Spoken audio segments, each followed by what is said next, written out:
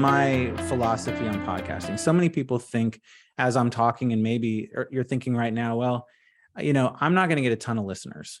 And I just don't know how am I supposed to build something that's big? I'm not a comedian, I'm not that crazy. I'm not that funny. I don't have this wild of a story. I think that my listener base has never been that big. So I get about 250 to 300 downloads for every episode of my show, about 1,000 downloads a month, which is pretty mediocre. I mean, it's not bad. It's not great, right? What I care most about is the person that I bring on as the guest. So if podcasting is something you've considered, you want to do, yes, maybe you'll become a famous podcaster. Certainly one of my friends, Adam Shibley, I love this guy so much. He came on my podcast, Scratch Entrepreneur, about 5 years ago.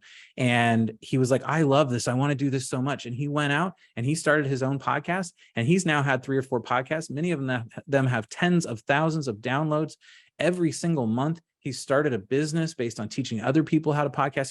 His entire life has changed because of podcasting. Sure, that could happen to you. For me, that's not my intention.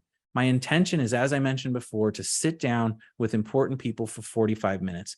And has that turned into business? Absolutely. It really started the commercial real estate thing when I was like, okay, I want to focus on commercial real estate and nothing else. The podcast is what got me into the community. The podcast is what gave me the opportunity with 2 or 3 or 4 people. And then I killed it for them and they started talking to their friends. And now it's a mix between podcast and referrals and other elements like this, right?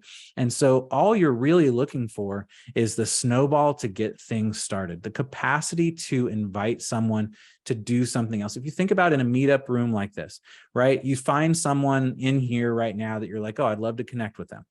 And it's like, what should I say? I could go over to the DMs. Many of you might be talking in the chat right now. And what could I say? And one of the things I say oftentimes is, hey, you're pretty awesome. I would love to have you on my podcast. Would you be interested in coming on?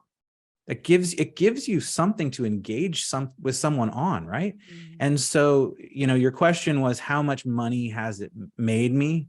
And I would respond by saying it's essentially built my program and what I'm doing right now. So I'm not sure I can give an exact number, but it's my everything. It's that tier below LinkedIn, that tier below a meetup, that tier where you're taking someone now that they know you.